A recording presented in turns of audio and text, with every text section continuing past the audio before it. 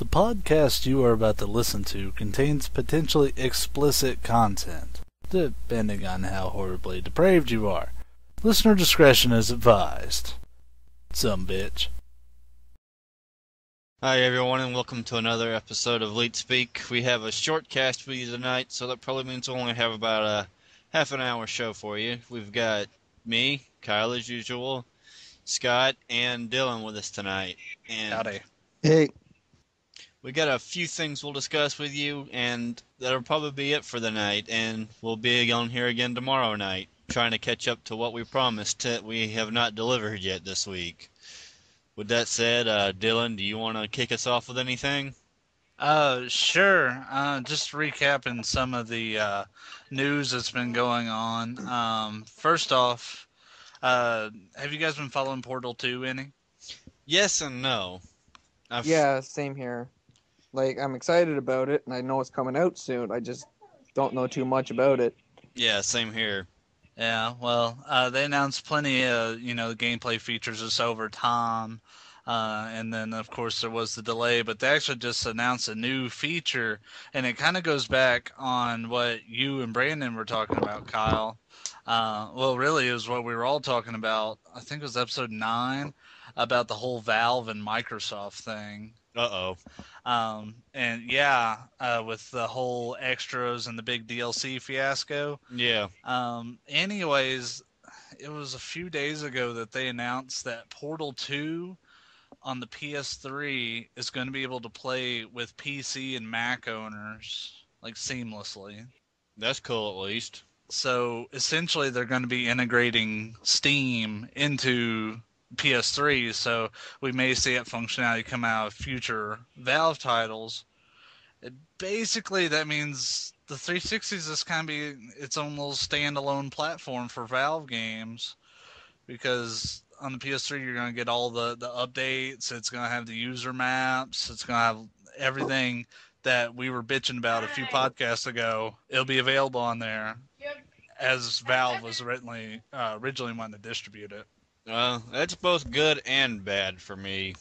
Yeah, I'm really, I hate to see that Microsoft kind of shot themselves in the foot with that, but I really do think that this is a chance, first off, Valve really needs to make it back up to PS3, because Gabe Newell from Valve has been talking, well, he used to be infamous for talking shit about the PS3, but now he's kind of got his foot in his mouth. I would really like to see all players on all consoles be able to play together, though. And if Microsoft would just loosen their restrictions a little bit, it could happen. Yeah. Microsoft, they're a giant corporation, though, and once they got their thing set up the way they want it to, the way they're like, I don't want to say the word structure. What's the word here? Policy? But their business method, maybe. Yeah. Methodology.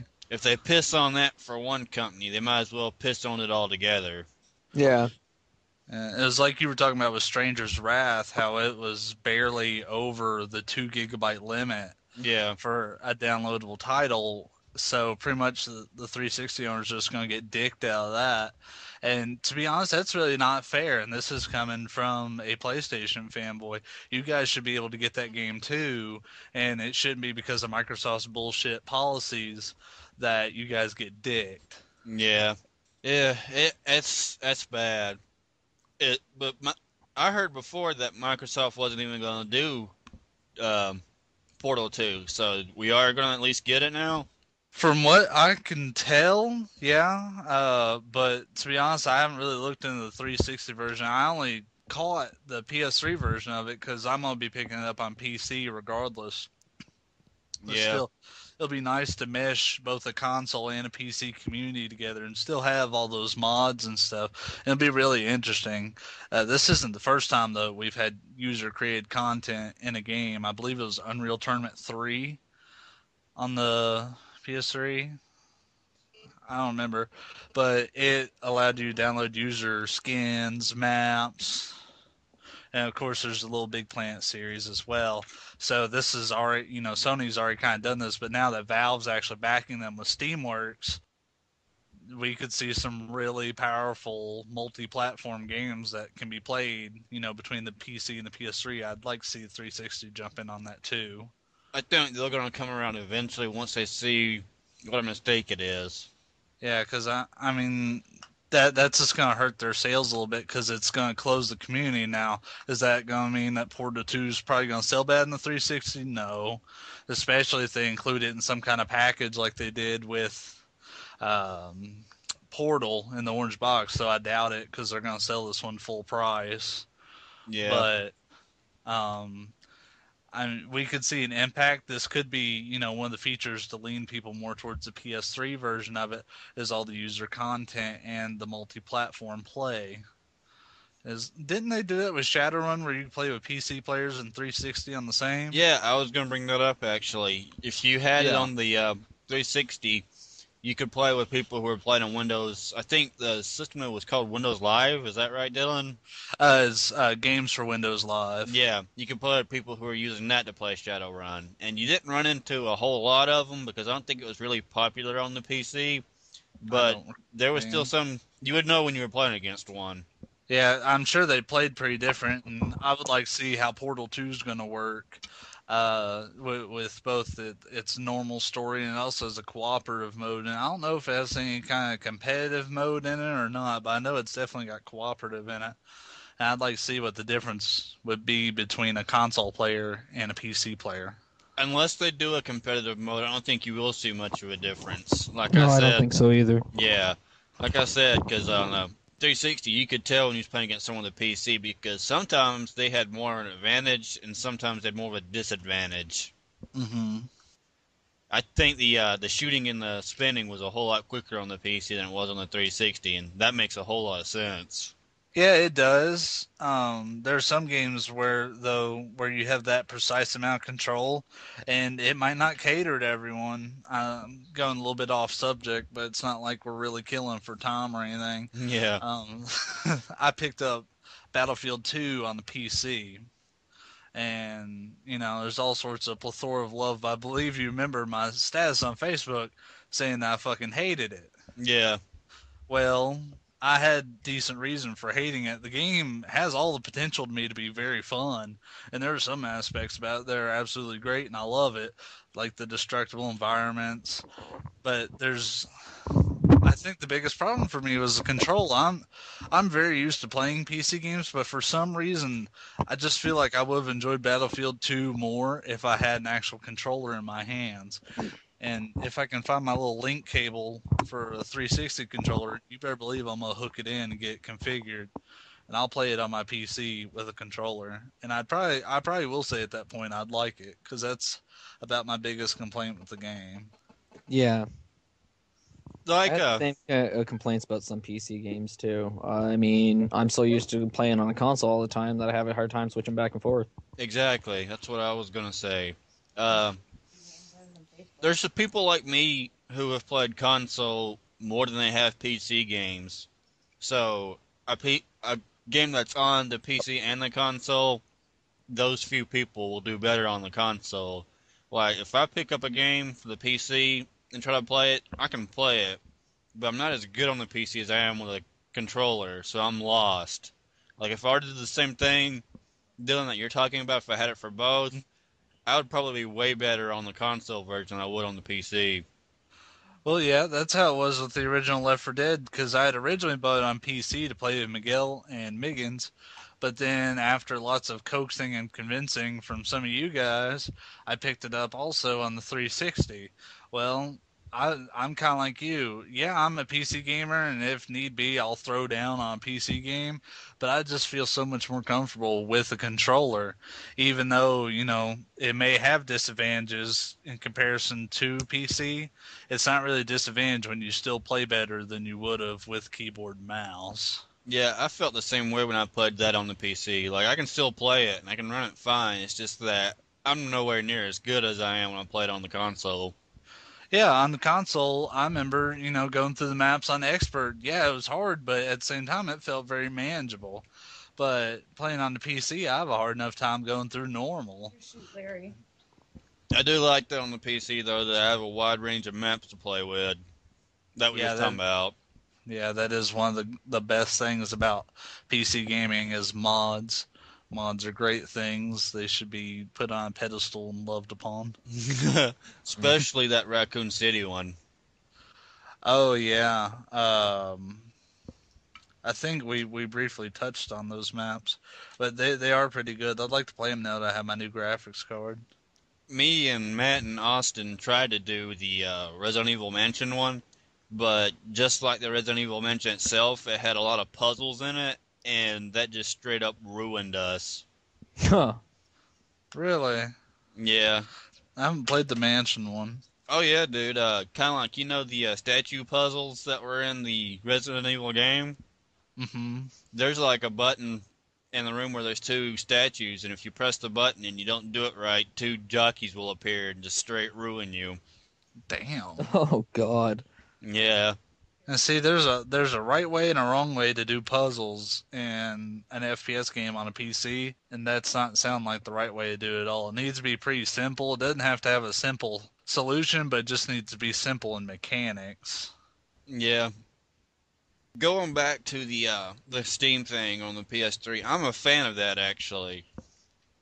Like I only own one console, and that's not because I'm like the biggest fan in the world for it. It's because it was the one I can afford at the time, and I can't really afford a PS3 right now.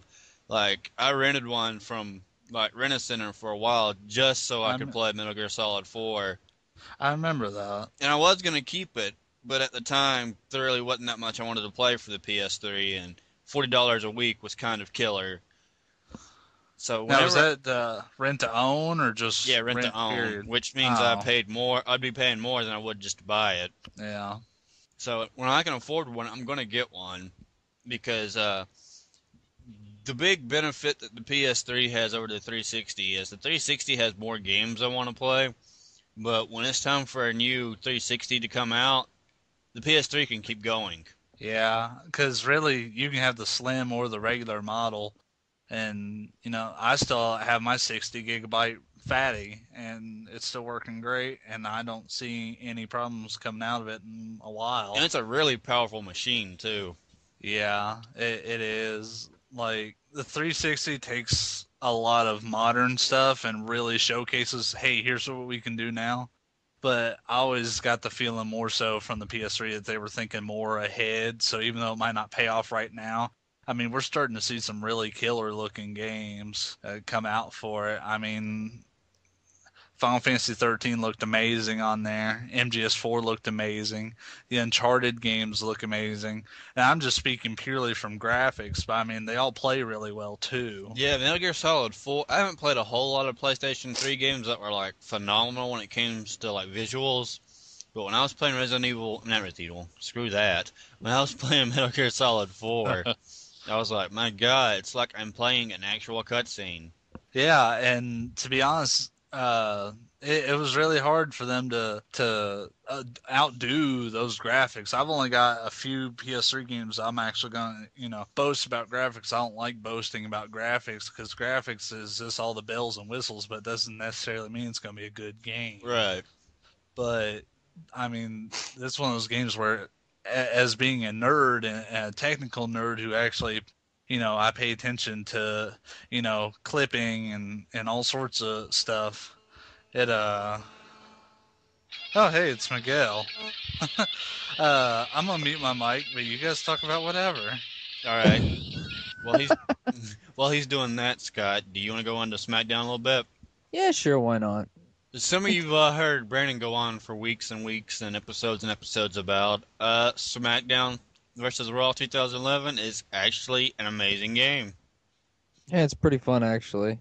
Scott and I recently picked it up, as long as Paul and Maggie and Austin has. I think even Babu has it now. Yep. And we've been playing online, and the online is immaculate. Yeah, I haven't played an online wrestling or fighting game that has worked as well as this game has. I was actually very surprised. Yeah, I haven't played the ranked games yet, but apparently it has like a Call of Duty system where you can level up.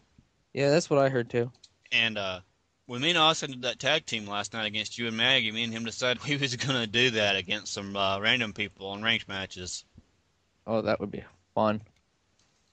That'd be fun and funny, because like, while it was fun at the time, it kind of pissed me off because every time I turn around, you guys were like double teaming me or throwing my ass out of the ring. Yeah, me and Austin are straight assholes at that. Yes, you are. I don't know. I kind of prefer the table, ladder, and chair myself. Yeah, the TLC match is really awesome, especially because a normal triple threat or a normal fatal four-way between us could last about 10 minutes, but if we're playing TLCs, that one match can last an hour, and it feels like we're playing an actual pay-per-view match like you would see on TV. Yeah. Like, hey, is this guy going to get it? Is this guy going to get it? Nope. Is this guy going to get it? Is this guy going to get it? No. Well, Jesus, our one between me, you, and Paul last night, our one match went on for almost an hour and 10 minutes. That was an awesome match, too. Yes, it was. And I don't know if you played the Road to WrestleMania storylines yet. No, I haven't played any of the storylines yet. Yeah, I played the Jericho one. I'm doing the Undertaker one now. The Jericho one was fun, and from what I can tell, it's just like last year's not WrestleMania, SmackDown versus Raw, where there's 5 storylines you could do to go to Road to WrestleMania, and each one of them's different, and they're one of the superstars, and they unlock things in the game for you. But the Jericho one was really fun, and doing the Undertaker one, I can see it's even more fun. So I really like that the stories are short, like they're really short. They're from like January, Yeah. like, Well, they were always really short. yeah, like January you start off and you'll do 3 weeks, and then you have the pay-per-view 3 or 4, and you would do that all the way to WrestleMania, which is just 2 months away from the one you start off at. But they change it up a lot with each story. So while each one's short, altogether it's still pretty long. Yeah. The Undertaker one is the most interesting one to me, even though I haven't played the other ones yet. I'm really into it. You can play as a created character in it, and basically what's going on is they talk about how Undertaker's 14-0 at WrestleMania, and you can have your character, superstar or created, enter a tournament in January and to see who can fight Undertaker at WrestleMania and possibly beat him to bring his first loss at WrestleMania. And I'm doing that as my created Spartacus character. And as I'm sitting here doing this, I'm like, you know what? Watching the TV show, this is the perfect storyline for this guy to have. Are we going to have Miguel Dillon, or is he going to... No, but he will be joining us for tomorrow's edition, since I told him that's when we'll be continuing the now legendary, infamous Gauntlet. Yeah. And he'll just join up tomorrow. We'll need to agree on time sometime. But yeah, that's the news with Miguel. Were you guys talking about SmackDown vs. Raw 11? I kind of jumped in the middle of that. Okay.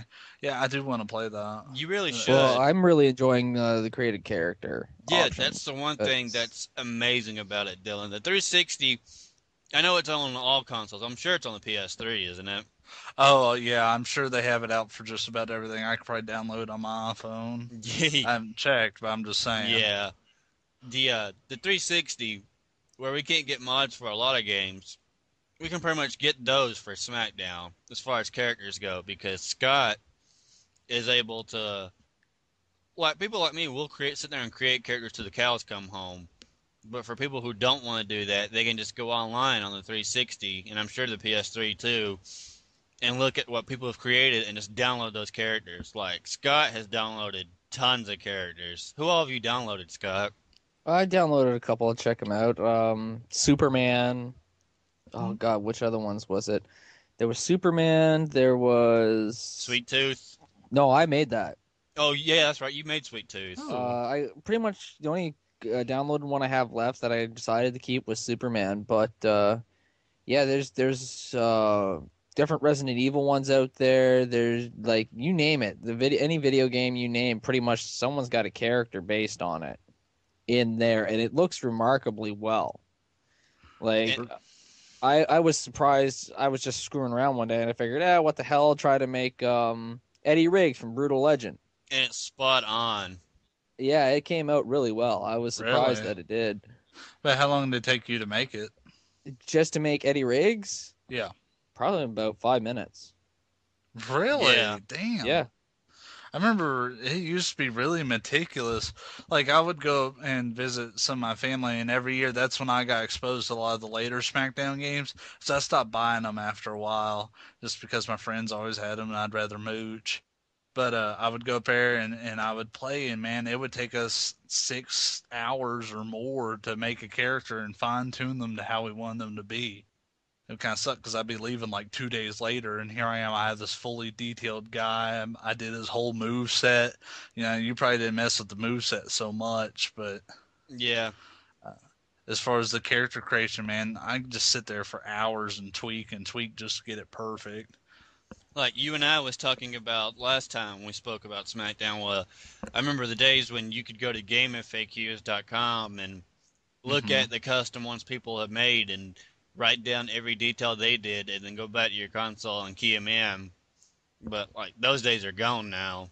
Yeah, that's pretty much what it is now. Like, it was so annoying to rebuild after you saw what it was. And now you just one button click and you got the character for yourself. Some people have made entrances and their own finishing moves specifically for the character. Like, who was it I was fighting last night? I think it was Mike.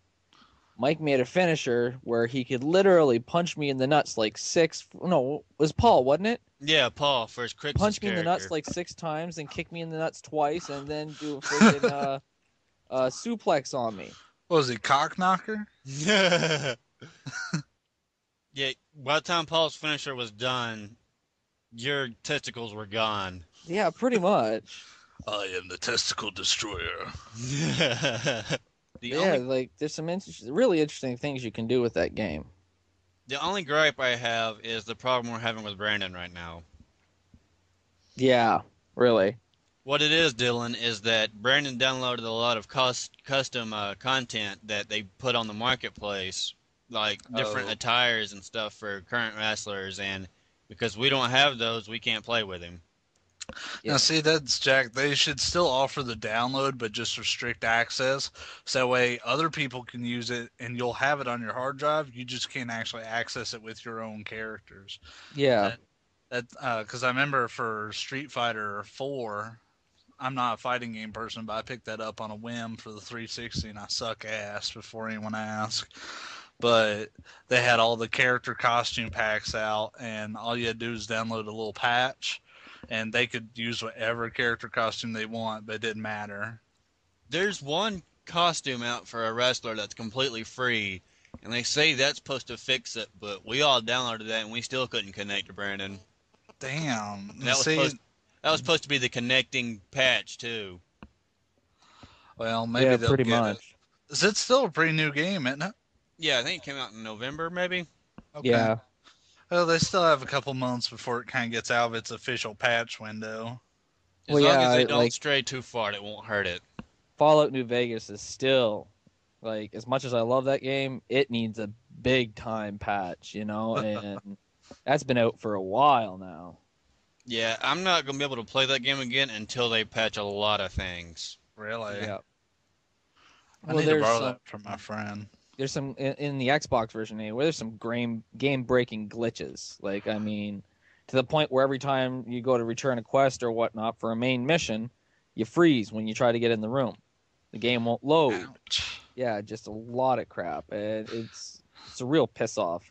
Now, Yeah. have you guys tried installing it to your hard drive? Did Oh that yeah, help? I've done that. Yeah, I've done it too. By habit, I install all my games. Not so much for loading times. I don't really care about that. I just want it so that way the damn Xbox will shut up. Yeah. Because it sounds like a jet engine if you don't do it. Yeah, it sounds like you're cutting your grass at 4 in the morning. Exactly. And no. But yeah, maybe either installing it or if you had it installed previously, delete the data. Because it sounds like there's some kind of streaming issue. But really, that's what Bethesda should be looking into and not us speculating. Yeah, and they had a good bit of them in Fallout 3 too, because I couldn't beat the final mission because of a game-breaking glitch. I know. But like I said, Dylan, now that you're back and you're not talking to our little Latino persuasion friend, uh, with the weird avatar. that's what we're missing tonight. Yeah, I actually mentioned that on the description for the last podcast, the things we discussed. Yeah, but I'm glad the PS3 is getting that because, from my opinion, what I tell, one thing that turns me off from playing on the PS3 is that the lack of communication you can have. Mm-hmm. Yeah, and I mean, who knows what the voice chat will be like? Voice chat's never been really good on the PlayStation. I mean, hell, we use Xfire and most recently Skype, but we've always used Xfire to handle our cross-game needs. And even then, when we're not playing, we still use it. It's because there's not really a party system. Though the party system on Xbox, yeah, it's great for talking, but man, it drops parties way too often. Oh yes, it does. That's one of my biggest gripes with the Xbox party system. And it's been out for over 2 years, so there's really no excuse why they haven't patched that, while they're still adding new garbage that we don't need to it. Yeah, and that, that's kind of like how it is on the PS3 because they're putting out all these updates for 3D TVs and shit. And I'm like, that's great. And someday I'm going to have a 3D TV, but that's like 4 years from now, dude. Give me some cross game chat, maybe some party functionality. I don't care if you copy Xbox Live because, I mean, they've got an idea that's working. For the most part. Yeah. Well, it's a good idea. It's just not implemented very well. I should probably elaborate on that because it is not without its share of technical issues. That and I think you should have more control over game invites because there's plenty of games out there. You'll send a game invite to one person, it sends it to every person on your fucking friends list, Yeah. and you end up spamming their inbox with it. Not that I ever really check mine because I don't get shit on there, but I'm sure that's pretty annoying to some people. It's like I don't want to go into your Forge map on Halo. I don't even play Halo anymore. Sorry. Yeah. You're inviting me to some shit I haven't played since November. That's another thing, too, that I think more games should do is I don't play Call of Duty because I swore to never touch another Call of Duty game. And I tend to keep that promise. No offense, Scott. Nope. But I like how they have a theater mode now. And I think, like Halo did, or does, I think more games should do that where they have a map editor and a theater mode because so much crazy shit can happen in many different games that you just want to see it again. Exactly. I mean, from my perspective, I'm more into the media of it. I think it's great because not only do you get to document and record and actually, show some of this crazy shit that's happened, so that way people believe you, but also it really encourages the creation of machinima. Yeah. And I mean, you remember our Urk and Leet videos that we made way back in the day with SOCOM. Well, we originally made them on SOCOM 2. It was me, Luke, Alex, Casey, and those were a lot of fun to make, even though they were a shitload of work because Luke had to do all the recording. But now anybody can record their matches, and everyone can contribute to it. You can upload the videos to your computer, edit them, and then release this badass machinima video that generate lots of lulls and maybe some boobies. Yeah. Yeah. Definitely some boobies. Yeah, buddy. Speaking of which, I'm sure you know who a Cortana is, right, Dylan? Yes. Oh dear God. Mike made a Cortana character, and it's really detailed, but he made her with, like, I don't even want to say double Ds. No, more like triple M's. Yeah, that poor girl has back problems. I thought you were going to say he gave her nipples like on the Batman costume. He might as well have. Oh man, I haven't made a female wrestler in such a long time on a game. Like I used to end up making the managers because I didn't like any of the actual superstars, so I just make one. Never wrestle with them, never do shit with them, just make them to make them. Yeah, I did that too. Yeah. Oh, and going back on the Smackdown, I haven't played one here in probably 2 or 3 years. Can you import your own music finally? Yep. Thank Odin, because I fucking hated using that stock generic music. I didn't want to use anyone else's theme song because that just, you'd feel like a carbon copy of them. And then the little generic tracks they had on there, those just sucked. Yeah. The unfortunate thing about it, though, is if you upload it or you're going to play with friends, they won't hear a theme song. So it'll be just you hearing it, which isn't necessarily a bad thing if you're playing yourself, but if you want them to hear that badass song you come out to, they're not going to. Yeah, well, if you're playing that party with them, just play it, put the microphone up to the TV, and there you go. Yeah. Like, if I want to come out to some Sugar or some Whitechapel, then damn it, I should be able to. Yeah. It's pretty epic to come out to Sevenfold in the campaign and hear it play. Yeah. I would probably really be into the create mode because that's what I was always really big into. Though I do miss the old style of the seasons because in the first two games, you could just have an infinitely long season that never ended. Yeah. Yeah. And now it's all this, convoluted storyline, and it actually has a start and a finish, and it's just kind of like,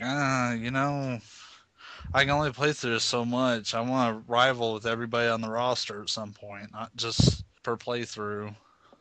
Yeah. Well, the good thing about that is they have something called the WWE Universe now, where it's an evolve. I haven't played around with it too much, but according to Brandon and according to the game, it evolves around you and your playstyle and what you do. You can set up matches, and it's an ongoing, never-ending thing. Kind of like I could go to the ring one match and put my created character against Kozlov, and if I hit Kozlov with a chair and DQ myself, he's going to want a rematch next week. And there's things where people interfere in your matches, and they'll create rivalries. So your tag teams will improve or break up, where groups will form together or they'll break up. And I think that's really, really awesome.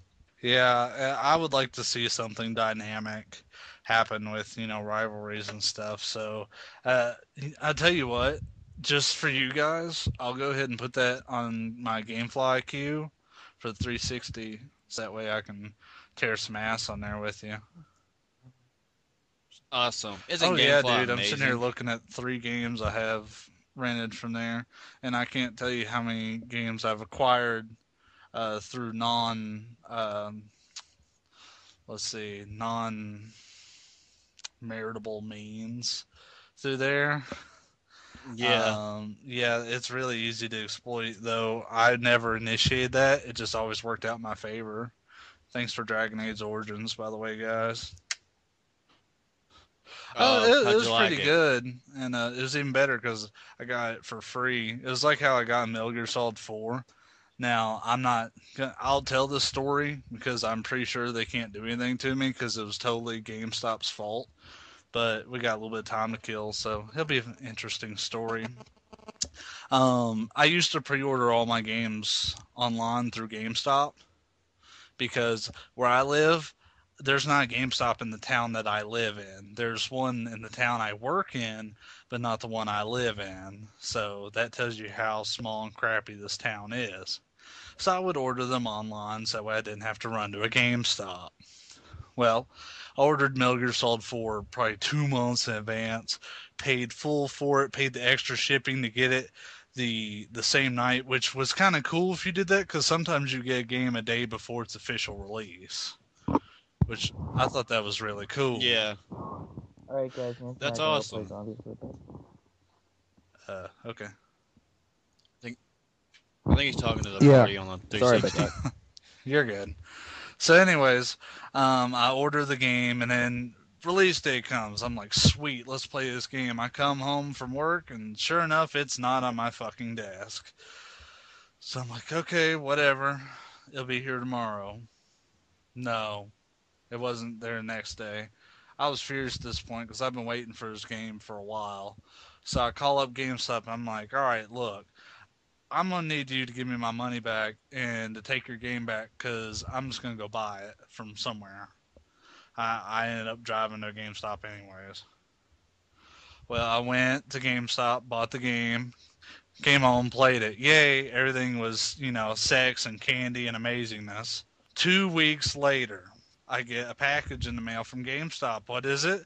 Metal Gear Solid 4. So I'm sitting here with 2 copies of the game, my receipt at GameStop. I've already played and beat the shit out of MGS4. So I just take the wrapped MGS4 that GameStop sent me, put the receipt on it, take it back up to GameStop next day at work. I got the game for free. Nice. But, that's not, I didn't do that intentionally. But hey, that's the great thing about these mailing game services. Their mistake is our reward. Sorry if any representatives are listening to that, but fuck you guys. You big corporate bastards. Exactly. I'm a starving gamer with my like 40 to 60 PS3 games. I haven't even counted them lately.